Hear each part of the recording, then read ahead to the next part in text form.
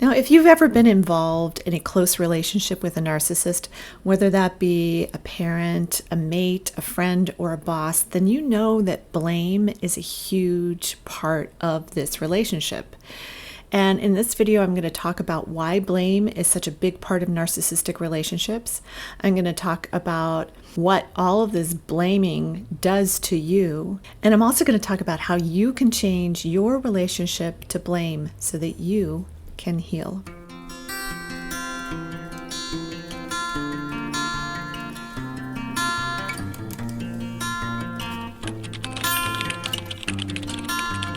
I'm Dr. Meg Haworth, and I am a transpersonal psychologist, a holistic nutritional chef, and the best-selling author of Get Well Now, Healing Yourself with Food and the Power of the Mind.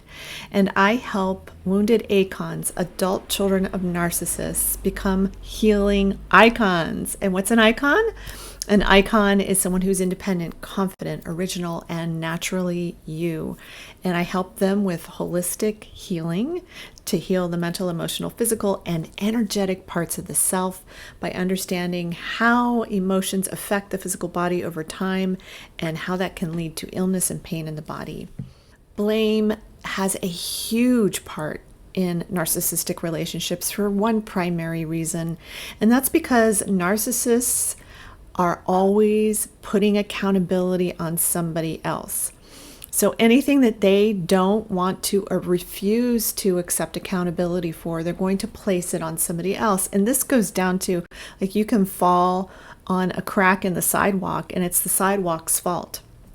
So everything's about fault and blame shifting is something that is a constant issue in narcissistic relationships. And what it does to you are a number of things. First of all, blame shifting will make you think that you're responsible for everything bad that goes on in the relationship. So anytime the narcissist makes a mistake or they do something that they don't want to claim that they did, for instance, they may have had an affair on you, and you caught them in the middle of the affair and you have evidence and you present it to them, and they're going to shift the blame. Either going to lie to you, which they'll probably do that first. They use all kinds of manipulation tactics in these instances. But then they're going to shift the blame on you instead of saying, hey, I'm so sorry I did that to you, and really meaning it and feeling awful and guilty and shame about what they did, which is what a healthy person would feel if they, got caught by their spouse in a situation like this. What they'll tend to do is say, well, if you had only blah, blah, if you'd only done this or that, then I wouldn't have had to cheat.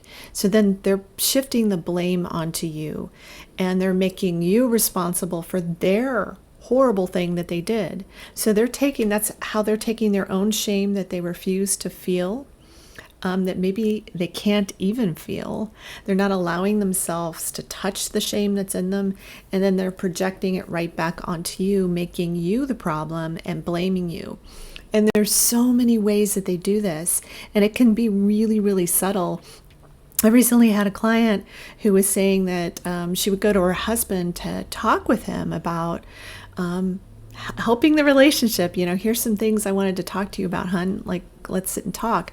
And instead of talking, he would say things like, I don't like your tone of voice. And so it would put off the entire conversation, which wasn't going to be a conversation anyway, because she was going to be the one who would be trying to fix things in the relationship, and he was not meeting her where she was. So he wasn't able to partner with her.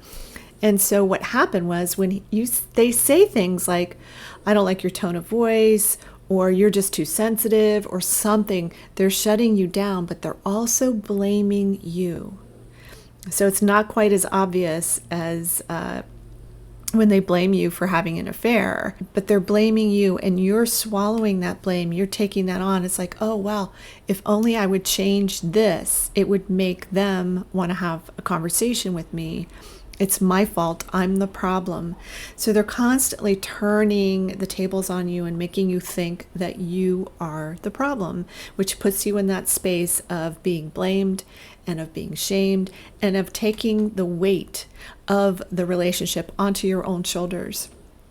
And so, what this does to a person is it can really drain them, especially over time.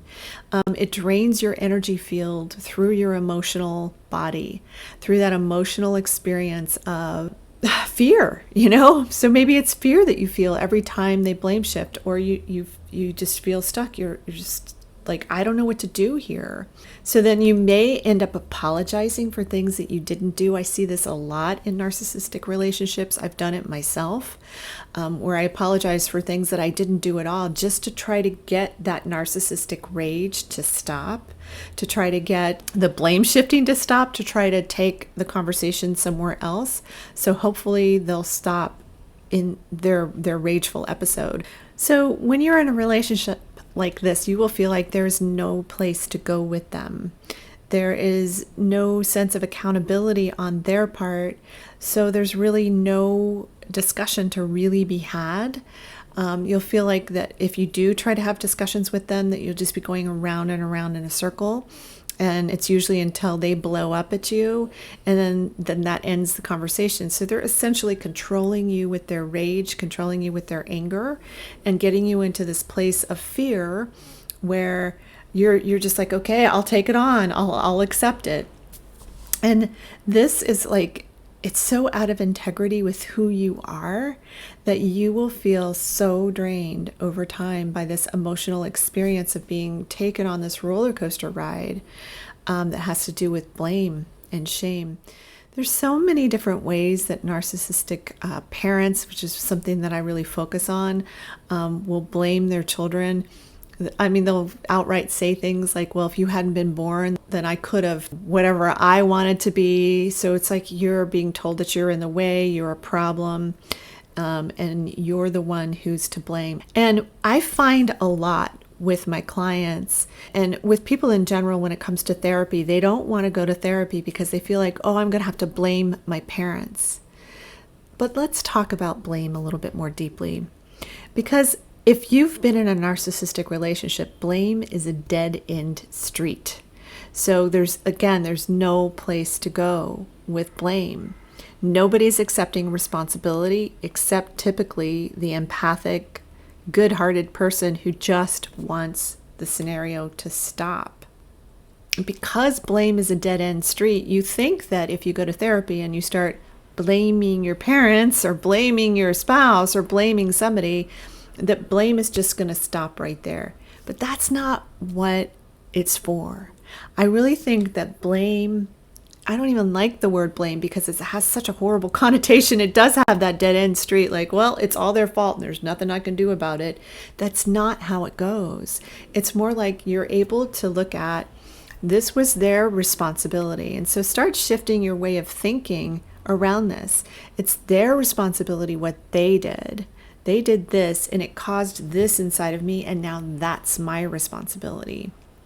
And you may think, well, I wouldn't have had to deal with this if it hadn't been for them and what they did. Why is it I have to deal with this? I don't know the exact answer to that question, but it is your responsibility to do with what is inside of you, with your own emotional experience, to shift it, to change it, to release it, to do whatever it takes so that you can heal. And I know it can get exhausting at times, and I know it can feel overwhelming as well. But it's such an important part of evolution, of clearing out the old and getting you to a place where you feel like you have enough energy in the present moment to be able to do the things that you want to do, to be able to live the life that you want to live.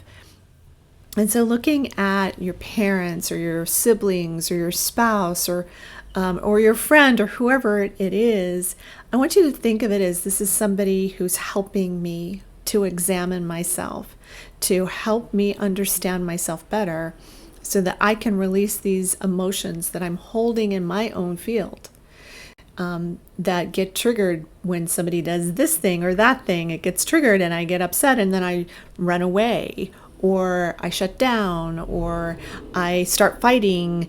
There are all these ways that we end up trying to fight back, and they're not helpful. They might be in the moment, they might feel like, this is the only thing I have, this emotionally reactive experience is the only thing that I can do right now.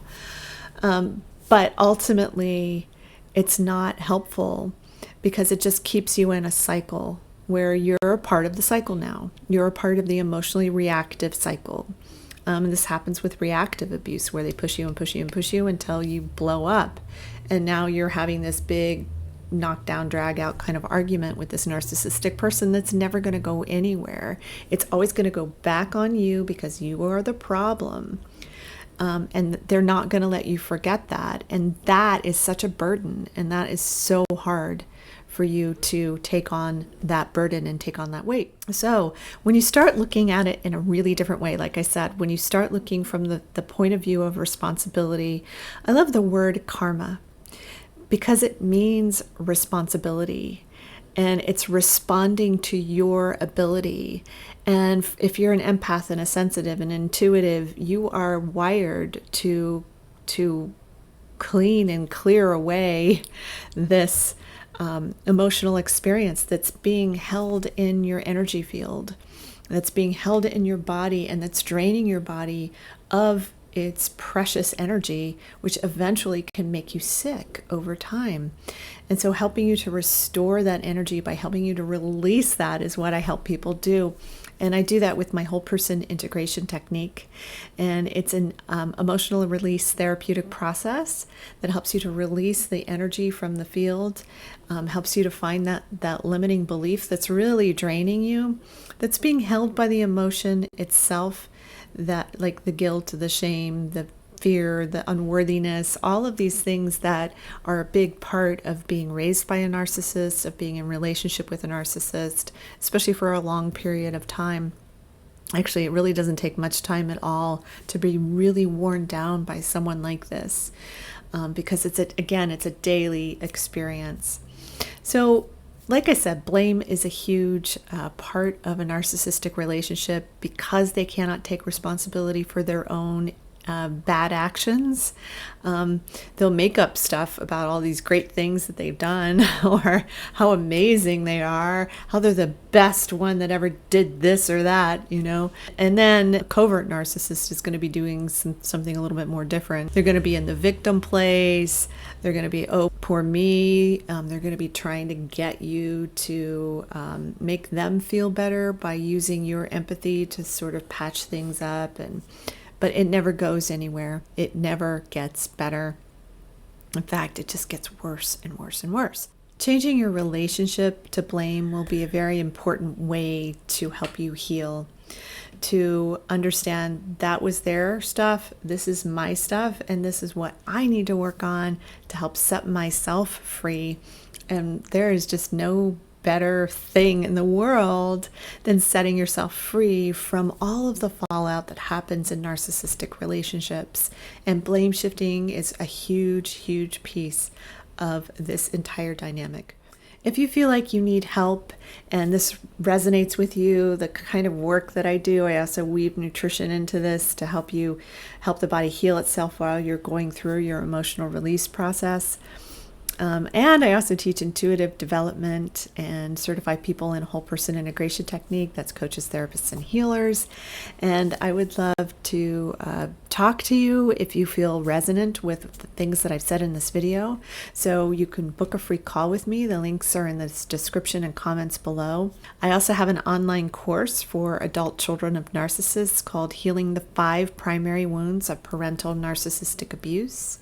And that is a self-study course that you can use to work on yourself at home. It also has a private community involved with it as well. If you haven't already done so, please like, subscribe, and make comments down below and let us know what you think about this video, if you have anything that you would add to the video, and if there's a video that you want me to make for you, then also let me know that.